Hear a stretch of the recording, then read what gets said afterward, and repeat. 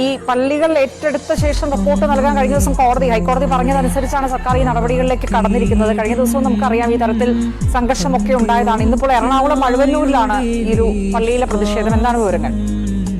തിങ്കളാഴ്ചയാണ് ഹൈക്കോടതി single bench ഈ വിധി നടപ്പാക്കി കിട്ടുന്നതുമായി ബന്ധപ്പെട്ട ഹർജികൾ നൽകിയ ഹർജികൾ പരിഗണിക്കുന്നത്. ഈ മഴുവന്നൂരടക്കം 6 പള്ളികളുടെ ഹർജികളാണ് ഇപ്പോൾ ഹൈക്കോടതിയുടെ മുമ്പിൽ ഉള്ളത്. സുപ്രീം കോടതി ഉത്തരവ് നടപ്പാക്കി കിട്ടണമെന്നാണ് ഓർത്തഡോക്സ് വിഭാഗം ആവശ്യപ്പെട്ടിരിക്കുന്നത്. തിങ്കളാഴ്ചയ്ക്കകം ഇക്കാര്യം നടപടിയെടുത്ത് റിപ്പോർട്ട് നൽകണം എന്നുള്ളതായിരുന്നു സർക്കാർ കോടതിയെ അറിയിച്ചിരുന്നത്. മാത്രവുമല്ല, ഇക്കാര്യത്തിൽ വളരെ വേഗം തന്നെ ഇക്കാര്യം തീരുമാനമെടുക്കുമെന്ന് സർക്കാർ അറിയിക്കുകയും ചെയ്തിരുന്നു. ഇന്ന് രാവിലെയാണ് മഴുവന്നൂർ പള്ളിയിൽ പോലീസ് സംഘം എത്തിയത്. അവിടെ വെച്ച് ഈ പോലീസ് പൂട്ടുപൊളിച്ച് അകത്ത് കിടക്കാൻ ശ്രമിച്ചു.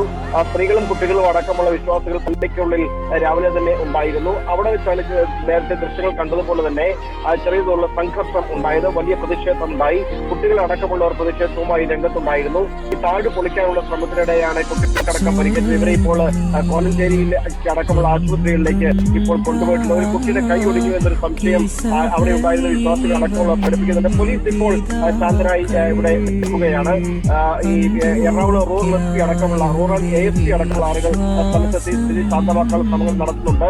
ഇപ്പോഴത്തെ നിലയിൽ അതായത് കോടതി തന്നെ പറഞ്ഞിട്ടുണ്ട്, ഒരു സ്ത്രീകളും കുട്ടികളും അടക്കമുണ്ടെങ്കിൽ ഒരു കലാപ അല്ലെങ്കിൽ ഒരു സംഘർഷ സാധ്യതയിലേക്ക് പോകരുതെന്ന് പോലീസിന് നിർദ്ദേശം നൽകിയിട്ടുണ്ട്. അതുകൊണ്ട് തന്നെ മിക്കവാറും പോലീസ് ഉത്തരവ് നടപ്പാക്കാൻ കഴിഞ്ഞില്ല എന്നുള്ള കാര്യം സാഹചര്യം തന്നെ വിശദീകരിച്ചുകൊണ്ട് റിപ്പോർട്ട് നൽകാനുള്ള സാധ്യതകളാണ് ഇപ്പോൾ കാണുന്നത്.